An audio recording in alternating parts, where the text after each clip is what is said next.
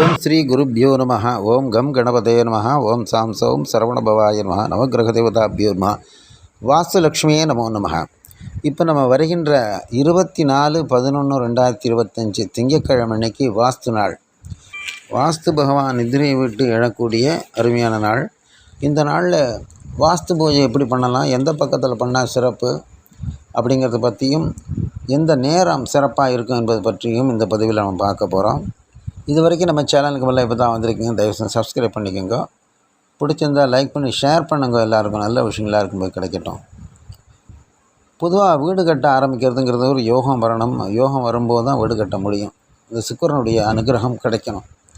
இந்த வருஷம் இந்த கார்த்திகை மாதம் வரக்கூடிய இந்த வாஸ்து நாள் ரொம்ப முக்கியமானது, சிறப்பானது கூட.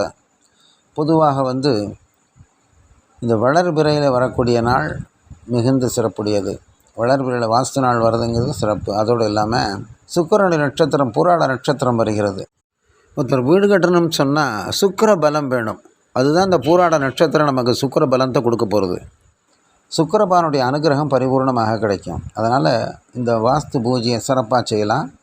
இப்போ வாஸ்து புருஷன் புரட்டாசி, ஐப்பசி, கார்த்திகை இந்த மாதத்தில் கிழக்கு பக்கம் தலை வச்சுக்கிண்டு மேற்கு பக்கம் காலை நீட்டிக்கின்னு படுத்துட்டு இருப்பார். இடது கையை கீழே வச்சுன்னு தெற்கு முகமாக பார்த்து கொண்டிருப்பார்.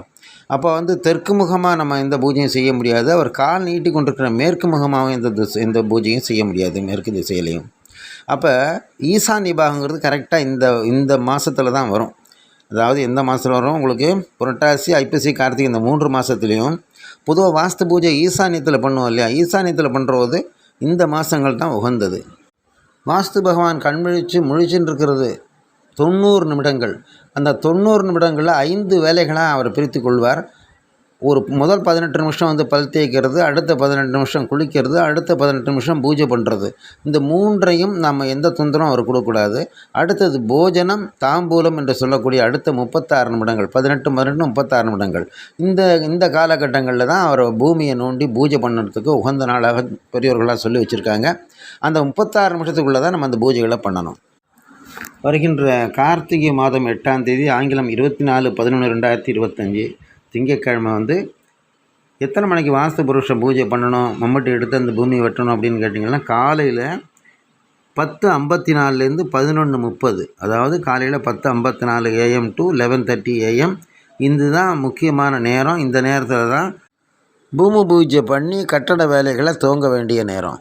இந்த நேரத்தில் பூராட நட்சத்திரம் இருக்கிறதுனால வெள்ளியில் ஏதாவது ஒரு தகடோ, உங்களால் முடிந்தது எதுவோ ஒரு சின்ன ஒரு ஆபரணமோ எது வேணாலும் நீங்கள் பூமியில் வச்சு அதை பிரார்த்திக்கலாம். சுக்கிரனுடைய அனுகிரகம் கிடைக்கும்.